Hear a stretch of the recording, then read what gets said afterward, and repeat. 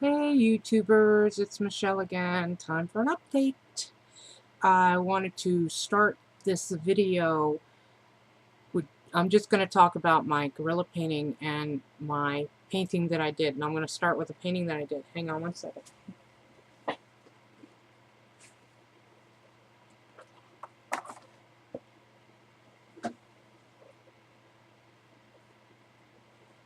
When I was a senior in high school, well, let me start off way before that. I have always drawn.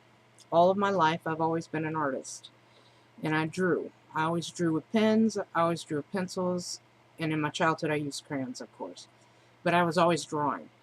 My heart's desire was to always paint a portrait, and I had an opportunity when I was a senior in high school to take the only art class I've ever taken and hopefully learn something. So I'm so excited in my senior year that I get to take this art class. Mr. Weinstein was the artist teacher that taught me. He did a great job. At the end of the year, we did a whole lot of stuff that we did to build up to the end of the year. At the end of the year, we had a project we had to do, and that project consisted of finding several pictures from anywhere. It could have been still life, it could have been live, it could have been a car, it could have been nature, it could have been anything. Present these photographs to him from wherever we got them from, mostly from magazines. Could have been a few actual pictures, I guess, that people may have submitted, but mine all came from National Geographic. But we were supposed to hand him these images, and he would pick which one he thought we could paint. Well, I went out, National Geographic, mail's in, National Geographic, and I found several pictures that I liked, but there was one picture that I liked the best, and it was of a chimpanzee. And I picked the chimpanzee because I wanted to paint portraits all of my life. So I hand these pictures over to him that I cut out of National Geographic, and he looks through them all, and he told me that he didn't like any of them, so I had to go find some more. So I went and I found some more, and I slipped my chimpanzee right back up in that section. I figured out of, I think, 80 students, he wouldn't remember that I had a chimpanzee in there. So he looks through my pictures again, and he says none of those were any good. So go find some more. So I had to go find some more, and I slipped the chimpanzee in, and he's noticing a theme that I had this thing about this chimpanzee, this one picture. So he tells me I can't use the chimpanzee, and I said, why not? And he said, because you haven't learned the technique to paint shade and three-dimension, and I haven't taught that, and there's no way you could know how to do that. You're a beginning painter. Well, I knew I could do it. I'd never taken any classes, but I knew I had it in me.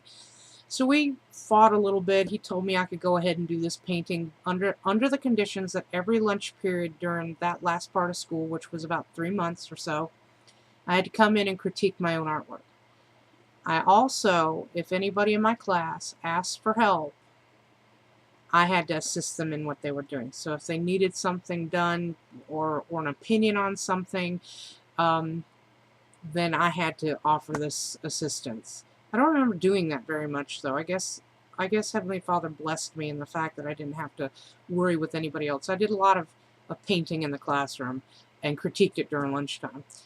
At the end of the year, we get the opportunity to critique each other's artwork, and I got to see the other class he had as well as my class, which I'd already seen all the artwork in my class, but he had a whole nother class as well. I got to see their artwork, and there were some pretty amazing artists in both of these classes. I knew without a shadow of a doubt I didn't have a chance. There were some really good artists in this class. Anyway, we all critiqued our artwork, and I was the last class for the day, every day. So he says to my class, after he'd already announced it to his other class, that there was only one person in both classes that got 100, and they made a 98 or a 94 or something like that. And would we be interested in knowing who that was? And I was just absolutely mortified to hear that my painting was not even up there. So I'm tuning him out completely, and I'm just drawing within myself, thinking, what could I have done to make my painting better? What could I have done to have gotten an A? Because to me it was an A. I felt like it was an A. It was worthy of an A. It was my first painting. It was the one that I did that was greatest. The only one thus far, even. what could I have done to make it better? And he goes on and he continues and he says, the one who made that 90, I think it was a 98 to be honest with you, the one that made the 98, maybe it was a 96. That's right in between 94 and 98. I don't remember. It's in the 90s, okay? It was an A. He said the one that made that 90 grade was Michelle Manning, and that was me. That's me. And, of course, I sort of didn't hear it, and then I was shocked when I did. And he said, Michelle, do you want to know why you didn't make a 100? And I was like, just overwhelmed that I made that A. I didn't even care why I didn't make 100. It didn't matter to me. On the painting, I did not glaze over the underarm on the chimpanzee, and that reflects, it still reflects today. I did this painting in 1985. I know, that sounds like a million years ago, doesn't it? To all of us who are that old. Feels like a million years ago. But in my memory, it was just yesterday that this happened. On the last day of school, I'm gathering up my stuff. Mr. Weinstein asked me if he could take a photograph of my painting, and I said, no, you're not going to take a picture of my painting. He said, why not? And I said, because you're not going to say that you made this painting. I struggled to get this out. I struggled hard and long to produce this artwork that I am extremely proud of. And he said he didn't want to take any rights on my picture. He wanted to submit it into a National Arts Association, and potentially I could get an award, a national award for this.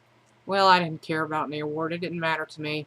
And he showed me the paperwork, and he told me all about it, and I thought it looked legit. So I'll go ahead and I sign out the paperwork, and he takes a picture and forget completely about this thing.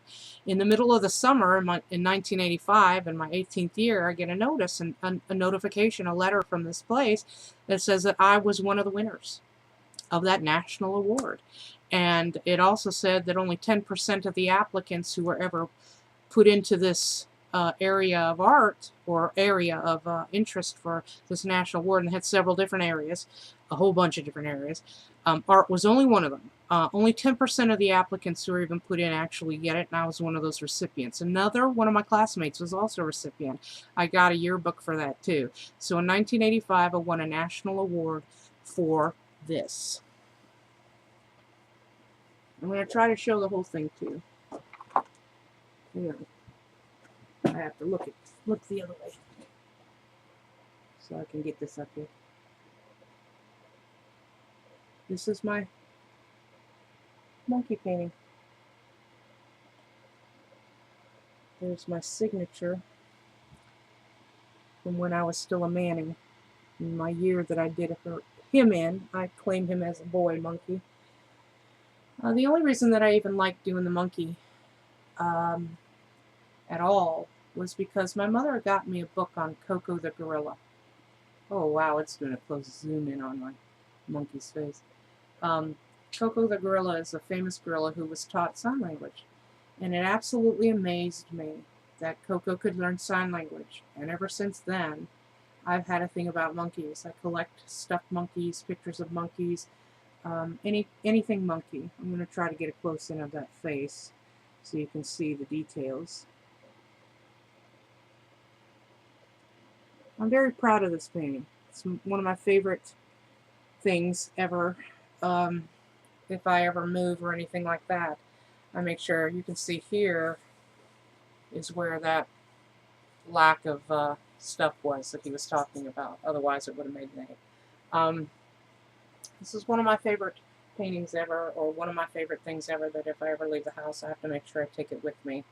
And I have to hold it the whole time that I'm transporting it between place to place, and I've moved several times. Don't know why my camera keeps zooming in and out, but it keeps doing that. I'm not doing that on my own. Both hands are right here. Anyway, I wanted to show you that so that you would understand, because I love monkeys, why. And I think I'll put my monkey back here. It's pretty safe back there. Why it became something for me to become an owner of this. I don't have a lot of time. I'm running out. 30 seconds. But this is the gorilla painting I got. All that paintwork on the frame was done by BOM BOM, who is in this picture right here. I am an owner of an official gorilla painting. His hands made my painting, and so I have it alongside of my original picture.